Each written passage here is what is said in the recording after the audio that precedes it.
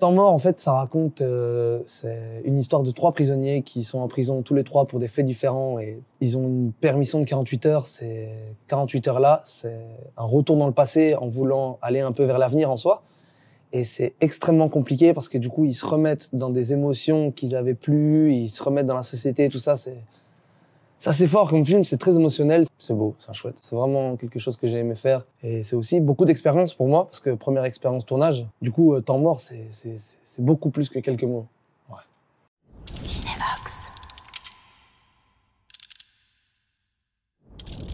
Colin, c'est un jeune entre 17 et 20 ans. Et en gros, il est rentré en prison pour des choses vraiment pas très claires qu'on découvre dans le film. C'est quelqu'un qui va replonger pendant ces 48 heures dans un sentiment de mal-être.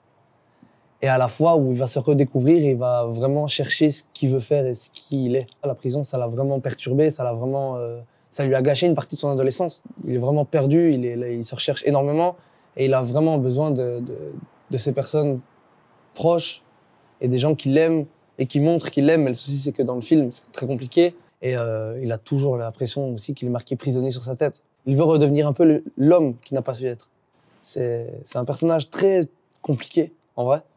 Ça n'a pas été facile de le jouer. J'espère que j'ai plus ou moins réussi. C'est beaucoup de choses, Colin. Hein. C'est quand même un sacré personnage. Hein. C'est Issaka qui m'a dit ça. Il m'a dit, un acteur, c'est quelqu'un qui transmet. Et en fait, un acteur, c'est juste le miroir de soi-même, sauf que c'est un personnage en face. Il faut incarner le personnage, il faut pas juste l'être, il faut vraiment le devenir. Même en dehors des scènes, essayer de garder ce truc.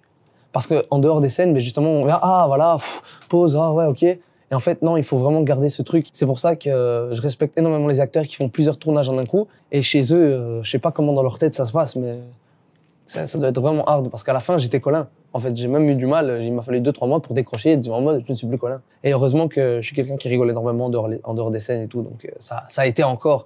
Mais quand je voyais quelqu'un comme Karim qui jouait ces trucs à 300%, et Issaka qui est un acteur, c'est tous les deux des grands monsieur, hein, je les respecte de fou. Il y a Eve aussi qui m'a énormément conseillé, il y a aussi le chef op. Tout le monde m'a donné un peu son point de vue et je crois que j'ai fait un gros mélange de tout ça et que je me suis dit ok, je peux prendre ça me convient, ça me convient pas et j'ai avancé comme ça.